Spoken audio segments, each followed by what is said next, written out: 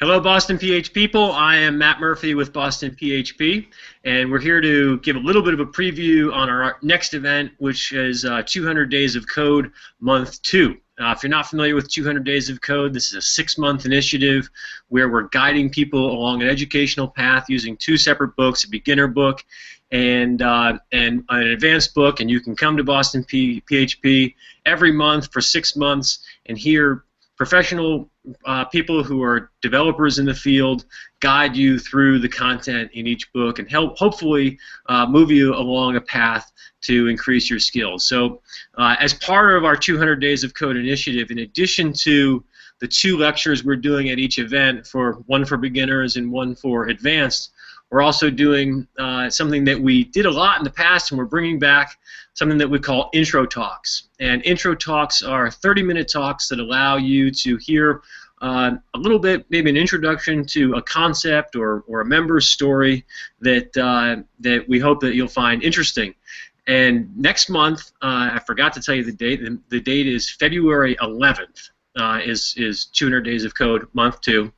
And on February 11th, we're super lucky to have Jen Kramer giving our intro talk. Hi, Jen. Hey, how are you doing? Good. How are you? Great, great. So we're super happy to have you back talking in front of Boston PHP. Thank you for asking. We're really lucky to have you. Do you want to tell people a little bit about what you'll be talking about? Sure. It's going to be all about Bootstrap. Bootstrap is a front-end responsive design framework that was originally created by Twitter and is now a completely open-source project. It includes all kinds of fabulous stuff like a grid system and a bunch of styles that are baked into it, as well as a few little JavaScript widgets like image carousels and tooltips and responsive navigation bars and so forth.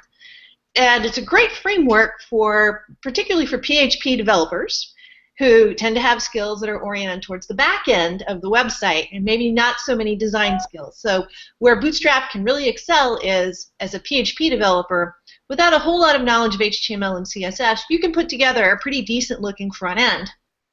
As for the front end developers who may have, of course, more experience with HTML and CSS, there is a wonderful CSS pre-processing side of things, either through Less or through Sass, your choice, and you can customize the heck out of Bootstrap to make it do whatever you want.